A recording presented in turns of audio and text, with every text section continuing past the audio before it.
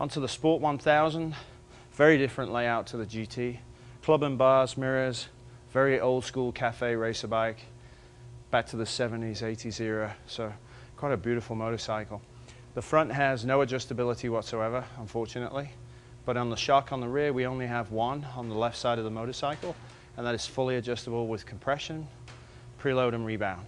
Salt Lake Motorsports, your Italian source for Ducati, Aprilia, Bimota in Salt Lake City. Salt Lake Motorsports. We've got quite a bit of free sag in the motorcycle. Okay, half an inch again, so 19 inches rider on. That dropped quite a bit, so let's see how much. So just over an inch and a half at 190 pounds, so there's plenty of adjustability in the shock there. It's perfect for him, for his weight, for the street. Again, canyon type riding.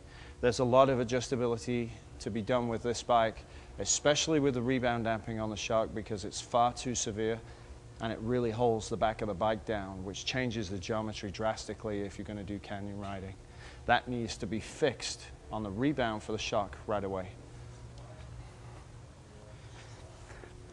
Again, with the Clubman bars, a lot of weight forward on the bike, so we'll get a very accurate sag reading. This bike's very well balanced in the spring combination for the shock and the forks. So if you're around 170, this bike will be perfect right out of the dealership. But again, you must fix the rebound damping setting in the back and open that circuit up. So now with Halion, we should probably actually, this bike should work out almost again perfect for her.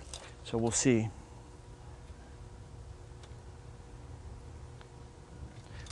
Just shy of an inch and a quarter, it's an inch and 3/8. So perfectly set up for her weight, so 130, 150. This bike's actually right on the money in the shock.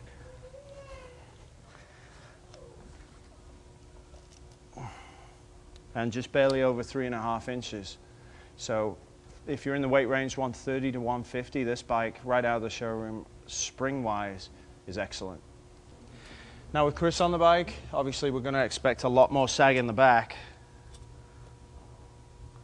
And we're at 2.25 inches, so again, very softly sprung in the back, and definitely for the spring rate that's installed, completely inadequate, so we jump up 2 rates if you're about 220 and above, respring the shock, and that will definitely work well with the rebound damping that's built into the shock. Onto the forks. And again, we're below 3 inches of travel left, so way too soft. We'd have to pull the springs and upgrade them probably by at least 1 rate, maybe a rate and a half.